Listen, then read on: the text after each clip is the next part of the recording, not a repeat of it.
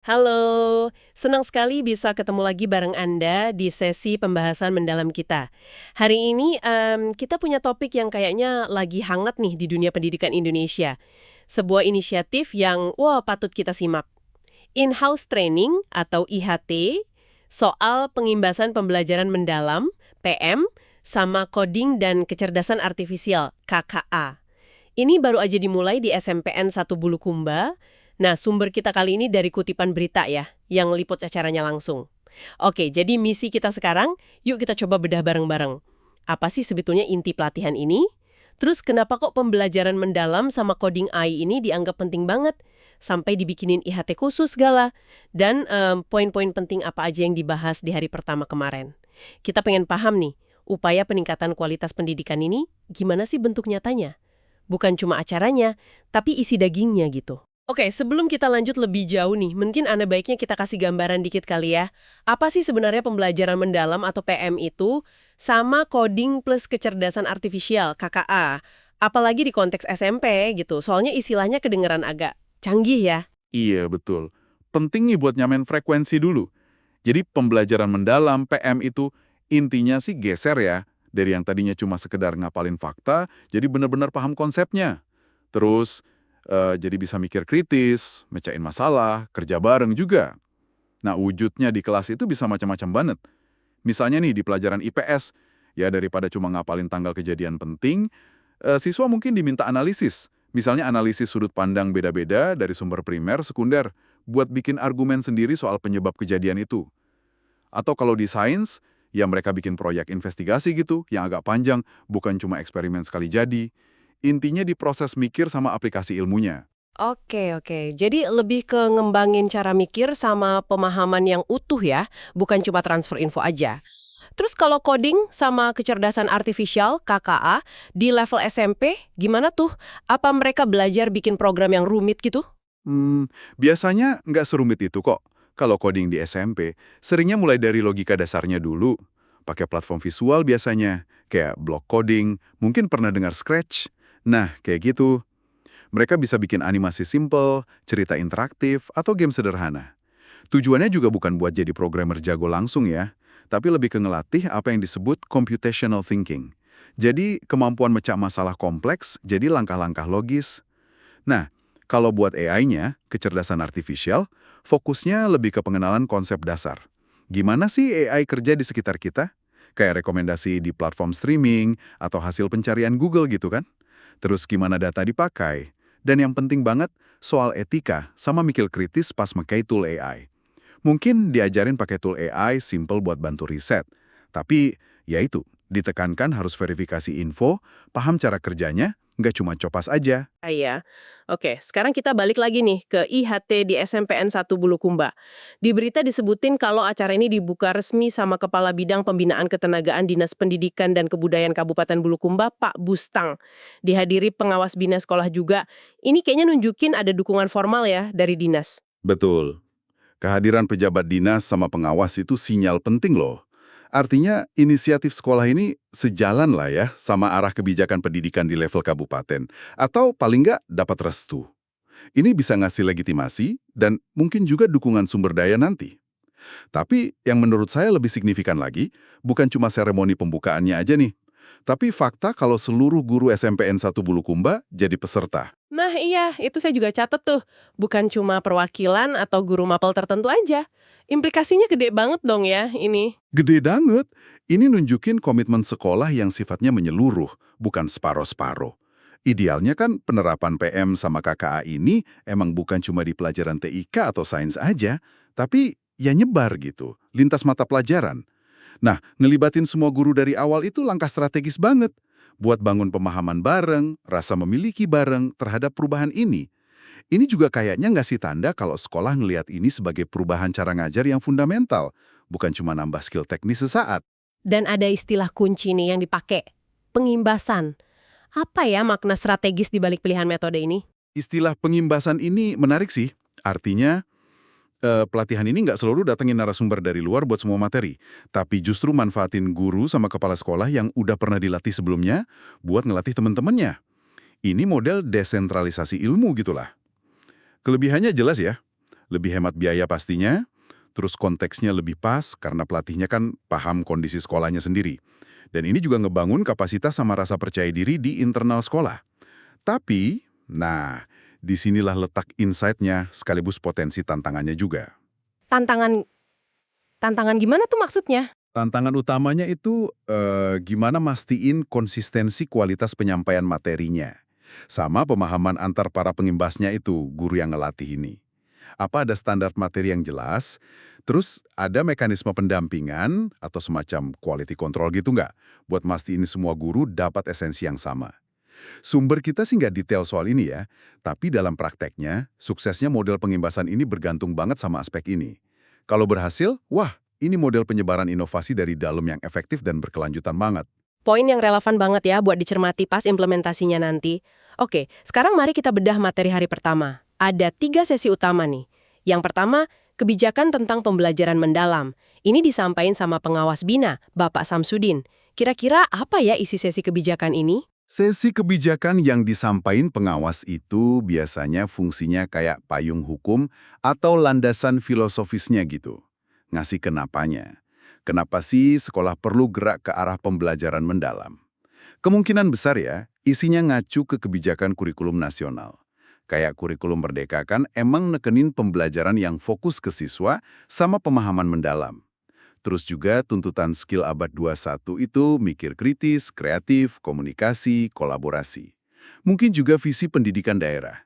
Penekanannya, ya kayak yang Anda bilang tadi, geser dari fokus hafalan ke pemahaman mendalam. Ini bukan sekedar saran loh, tapi arahan strategis. Jadi semua guru perlu paham ini sebagai dasar buat ngubah cara ngajar mereka. Oke, jadi semacam mantepin arah sama tujuan bareng ya, dikaitin sama konteks kebijakan yang lebih gede. Nah, setelah kenapanya jelas, sesi kedua masuk ke gimananya nih, materinya kerangka pembelajaran mendalam. Yang menarik ini dibawain sama kepala sekolahnya langsung, Pak Ansar Mange sama guru internal yang udah dilatih. Nah ini dia, implementasi langsung dari model pengimbasan tadi. Keren kan? Kepala sekolah sama guru senior jadi narasumbernya. Materi kerangka pembelajaran mendalam ini krusial banget. Soalnya konsep PM itu kan bisa kerasa abstrak ya. Jadi kerangka kerja ini ngasih struktur. Apa aja sih elemen kuncinya buat ngerancang pembelajaran mendalam? Langkah-langkahnya gimana? Kerangka ini bisa jadi isinya soal rumusan tujuan belajar yang fokus ke pemahaman, desain tugas atau proyek yang otentik, dan nantang, strategi nilai yang ukur pemahaman, bukan cuma ingatan, pakai teknologi yang pas buat dukung, sama gimana bikin suasana belajar yang kolaboratif. Jadi kayak semacam resep gitu ya? Atau panduan langkah demi langkah buat guru-guru? Bisa dibilang gitu. Tapi mungkin lebih pas disebut peta atau kompas kali ya. Soalnya kalau resep kan cenderung kaku ya. Kalau kerangka kerja itu biasanya ngasih prinsip sama komponen utama aja. Tapi tetap ngasih ruang fleksibel buat guru ngadaptasiin sesuai mata pelajaran, karakter siswa, sama kondisi kelasnya. Tantangan sebenarnya sih gimana kerangka ini nggak cuma dipahamin, tapi bener-bener masuk ke hati gitu. Terus diterjemahin jadi RPP atau modul ajar yang inovatif sama tiap guru. Dan lagi nih, gimana kerangka ini bisa nyatuin KTKA secara pas, bukan cuma jadi tempelan aja. Saya ngebayangin sih nerapin kerangka baru kayak gini pasti butuh usaha ekstra ya. Perlu kemauan juga buat keluar dari zona nyaman buat para guru. Apa ini ada hubungannya sama materi ketiga di hari pertama? Banget, nyambung banget. Materi ketiga itu growth mindset atau pola pikir bertumbuh. Penempatannya di hari pertama, barengan sama kebijakan dan kerangka kerja, menurut saya ini strategis banget loh. Ini nunjukin yang rancang IHT ini paham betul. Soalnya, nerapin PM sama KKA itu bukan cuma ganti teknik ngajar, tapi ganti paradigma ngajar. Pasti ada tantangannya, pasti ada bingungnya di awal. Mungkin ada metode yang dicoba tapi belum pas banget hasilnya. Nah, disitulah peran growth mindset masuk ya. Tepat sekali. Guru yang fix mindset, pola pikirnya tetap gitu. Cenderung ngelihat kesulitan sebagai bukti, wah saya emang nggak mampu nih. Saya emang nggak bakat ngajar pakai cara baru ini. Mereka mungkin jadi cepat nyerah atau balik lagi ke cara lama yang udah nyaman. Sebaliknya, guru yang growth mindset, pola pikirnya bertumbuh, ngelihat tantangan itu sebagai peluang belajar. Mereka percaya kalau kemampuan itu bisa dikembangin lewat usaha, belajar dari salah, nyari strategi baru. Jadi lebih gigih, lebih mau dengerin masukan, lebih tahan banting lah. Nah, ngebekalin guru pemahaman sama strategi bangun growth mindset ini, sama aja kayak ngasih mereka fondasi psikologis yang penting banget buat ngejalanin proses perubahan yang mungkin gak gampang ini. Ini bukan cuma sesi motivasi biasa loh, tapi bagian penting dari strategi implementasi perubahannya. Jadi urutannya logis banget ya, pahami arahnya, kebijakan, pegang petanya, kerangka kerja, terus siapin mentalnya, growth mindset. Wah, paket fondasi yang lengkap banget buat hari pertama. Terus apa nih harapannya muncul setelah fondasi ini ditaruh? Sumber kita ngutip harapan kepala sekolahnya, Pak Ansar Lange. Beliau pengen IHT ini jadi momentum buat guru-guru biar benar-benar menguasai PM sama KAK. Perhatiin kata menguasai ya, bukan sekedar tahu. Menguasai itu kan berarti mampu nerapin secara efektif di kelas sehari-hari.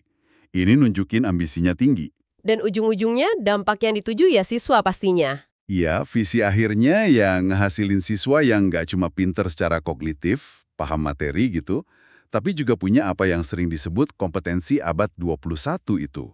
Bisa mikir kritis, kreatif, komunikasi bagus, bisa kerja bareng. Ini kan hasil yang jauh lebih utuh ya dibanding cuma nilai ujian aja. Kalau SMPN 1 Bulukumba berhasil nih deketin visi ini lewat penerapan PM sama KKA, dampaknya bakal gede banget. Nggak cuma buat lulusan mereka, tapi bisa jadi inspirasi juga. Inspirasi buat sekolah lain maksudnya. Betul. Suksesnya penerapan inovasi pendidikan di satu sekolah, apalagi yang dilakuin secara sistematis dan ngelibatin semua guru kayak gini, itu bisa jadi model, bisa dipelajari dan diadaptasi sama sekolah lain, baik di Bulukumba sendiri atau di daerah lain.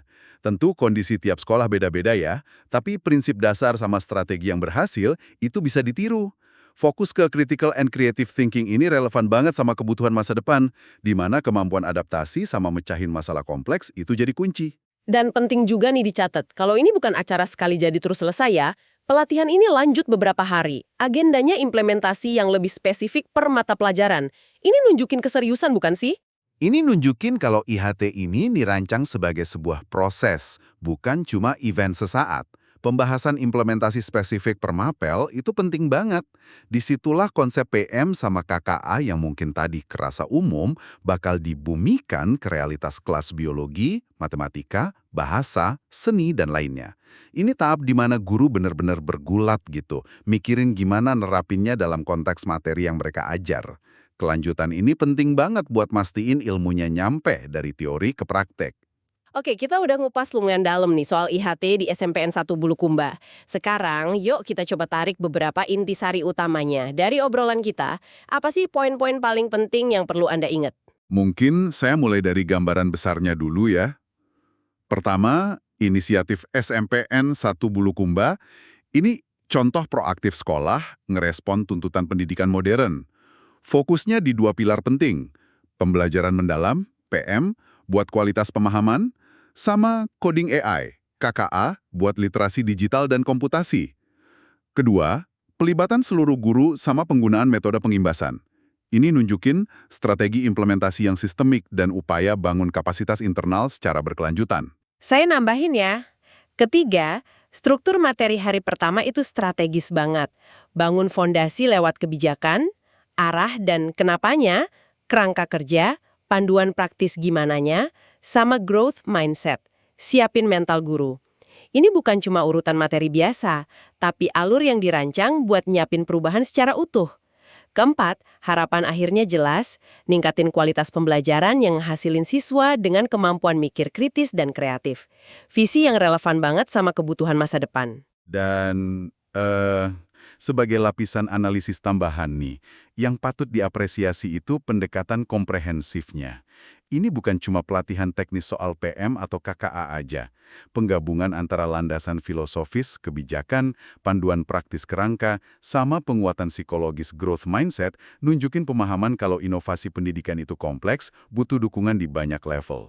Ini investasi pada transformasi cara mikir dan praktik ngajar guru, yang mana itu jantungnya kualitas pendidikan. Sebuah upaya transformasi yang menarik ya, emang.